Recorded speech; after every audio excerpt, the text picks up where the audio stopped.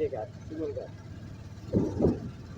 না না, আমরা ওই মেলা দিয়ে আসছি, আপনি যেটা ভাবতেছেন ওইটা না ভাই।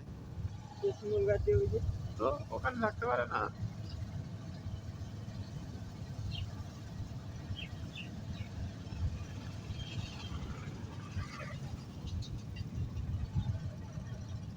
তবে যে একটা বাজার পাবো না।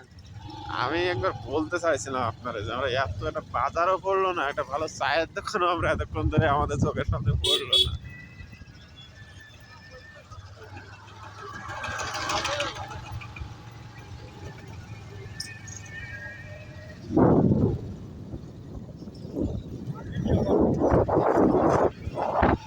ভিডিও করলাম